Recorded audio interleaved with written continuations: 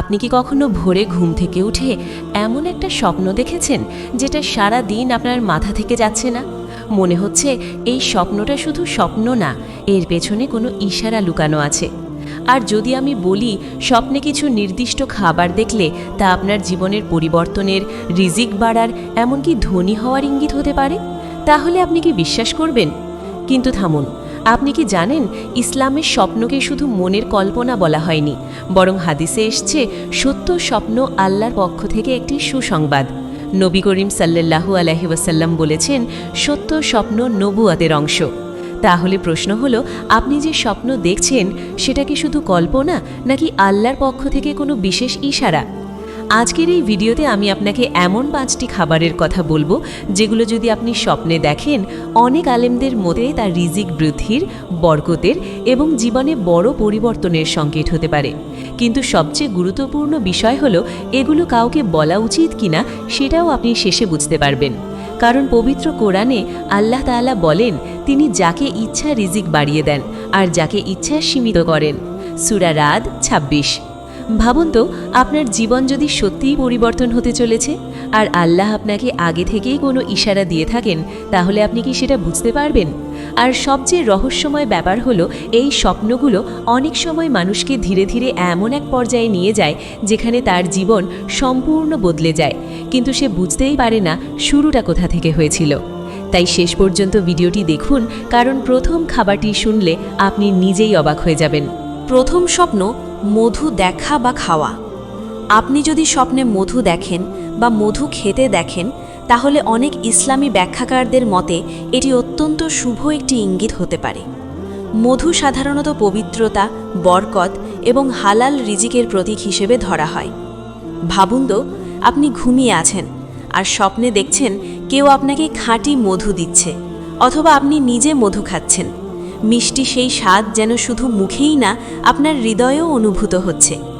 এই ধরনের স্বপ্ন অনেক সময় ইঙ্গিত দেয় জীবনে নতুন রিজিক আসার, হালাল উপার্জনের দরজা খুলে যাওয়ার এবং আল্লাহর পক্ষ থেকে বরকত বৃদ্ধির।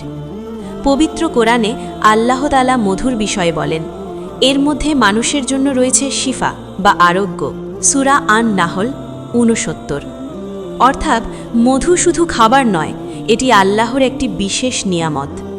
হাদিসেও এসেছে, নবী করিম সাল্লাল্লাহু আলাইহি ওয়াসাল্লাম মধুকে শিফার মাধ্যম হিসেবে উল্লেখ করেছেন। তাই স্বপ্নে মধু দেখা অনেক সময় আল্লাহর পক্ষ থেকে একটি ইশারা হতে পারে। আপনার জীবনে কষ্টের পর সহজতা আসছে, বন্ধ দরজা খুলে যাচ্ছে এবং আপনার রিজিক ধীরে ধীরে বৃদ্ধি পাচ্ছে। তবে মনে রাখতে হবে, সব স্বপ্নই নিশ্চিত ভবিষ্যৎ নয়, বরং এটি একটি ইঙ্গিত মাত্র। দ্বিতীয় স্বপ্ন, দুধ দেখা বা পান করা।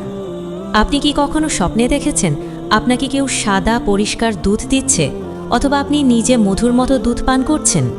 অনেক ইসলামী ব্যাখ্যাকারীদের মতে স্বপ্নে দুধ দেখা অত্যন্ত শুভ একটি ইঙ্গিত হতে পারে।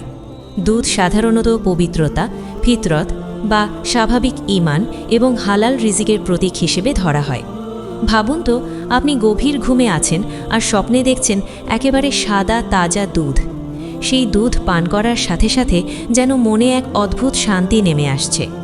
এই ধরনের স্বপ্ন অনেক সময় ইঙ্গিত দেয় জীবনে হারানো শান্তি ফিরে আসা, হালাল উপার্জনের সুযোগ বৃদ্ধি পাওয়া এবং আল্লাহর রহমত নিকটবর্তী হওয়া।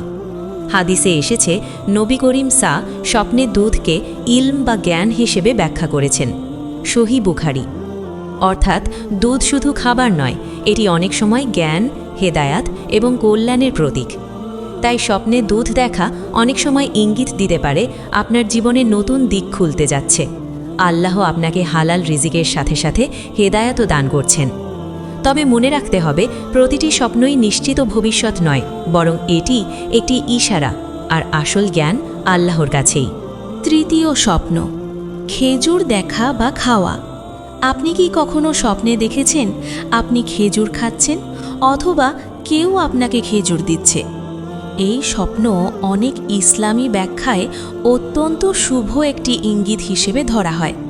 খেজুর ইসলামে বরকতময় একটি খাবার, যা নবী করিম সাল্লাল্লাহু আলাইহি ওয়াসাল্লাম নিজেও অত্যন্ত পছন্দ করতেন এবং নিয়মিত গ্রহণ করতেন। ভাবুন তো, আপনি ঘুমিয়ে আছেন আর স্বপ্নে দেখছেন আপনার হাতে লাল বা কালো খেজুর। আপনি একটার পর একটা খাচ্ছেন আর মনে হচ্ছে আপনার শরীর ও মন দুটোই শক্তি পাচ্ছে। এই ধরনের স্বপ্ন অনেক সময় ইঙ্গিত দেয় হালাল রিজিক বৃদ্ধি, দীর্ঘদিনের কষ্টের পর সফলতা এবং জীবনের নতুন বরকত আসার দিকে। হাদিসে এসেছে, নবী করিম সাল্লাল্লাহু আলাইহি ওয়াসাল্লাম বলেছেন, যে ব্যক্তি সকালে 7টি আজওয়া খেজুর খাবে তাকে সেই দিন বিষ বা জাদু ক্ষতি করতে পারবে না। সহি বুখারী। এই হাদিস থেকে বোঝা যায় খেজুর শুধু খাবার নয়, এটি বরকত, নিরাপত্তা এবং আল্লাহর রহমতের প্রতীক। তাই স্বপ্নে খেজুর দেখা অনেক সময় ইঙ্গিত হতে পারে আপনার জীবনে ধীরে ধীরে ভালো পরিবর্তন আসছে। আল্লাহ আপনার রিজিক সহজ করছেন এবং আপনার জন্য নতুন দরজা খুলে দিচ্ছেন। তবে মনে রাখবেন, স্বপ্ন কখনো চূড়ান্ত সিদ্ধান্ত নয়, এটি একটি ইশারা মাত্র, আর আসল জ্ঞান আল্লাহই সবচেয়ে ভালো জানেন। চতুর্থ স্বপ্ন, রুটি দেখা বা খাওয়া। আপনি কি কখনো স্বপ্নে দেখেছেন আপনার সামনে গরম তাজা রুটি রাখা আছে, অথবা আপনি নিজ হাতে সেই রুটি খাচ্ছেন? অনেক ইসলামী ব্যাখ্যাকারীদের মতে স্বপ্নের রুটি দেখা অত্যন্ত গুরুত্বপূর্ণ একটি ইঙ্গিত হতে পারে, কারণ রুটি সাধারণত জীবনের মৌলিক প্রয়োজন, রিজিক এবং স্থিতিশীলতার প্রতীক হিসেবে ধরা হয়। ভাবুন তো, আপনি ঘুমিয়ে আছেন আর স্বপ্নে দেখছেন আপনার সামনে একের পর এক রুটি সাজানো। আপনি খাচ্ছেন আর মনে হচ্ছে আপনার জীবনের সব অভাব ধীরে ধীরে কমে যাচ্ছে। এই ধরনের স্বপ্ন অনেক সময় ইঙ্গিত দেয় আপনার রিজিক স্থির হচ্ছে, অর্থনৈতিক কষ্ট দূর হচ্ছে এবং জীবনে এক ধরনের স্থায়িত্ব আসছে। ইসলামী চিন্তাবিদদের মতে রুটি দেখা মানে অনেক সময় হালাল উপার্জনের পথ সহজ হওয়া এবং আল্লাহর পক্ষ থেকে জীবনে বরকত বৃদ্ধি পাওয়া। কুরআনে আল্লাহ তাআলা বলেন, তিনি যাকে ইচ্ছা অগণিত রিজিক দান করেন। সূরা আল বাকারা 212। তাই স্বপ্নে রুটি দেখা অনেক সময় আল্লাহর একটি নরম ইশারা হতে পারে, আপনার কষ্টের সময় শেষের দিকে আর সামনে সহজতার দরজা খুলতে যাচ্ছে। তবে মনে রাখতে হবে, সব স্বপ্নই নিশ্চিত ভবিষ্যৎ নয়, বরং এটি একটি সম্ভাব্য ইশারা, আর প্রকৃত জ্ঞান একমাত্র আল্লাহর কাছেই। পঞ্চম স্বপ্ন, মাংস দেখা বা খাওয়া।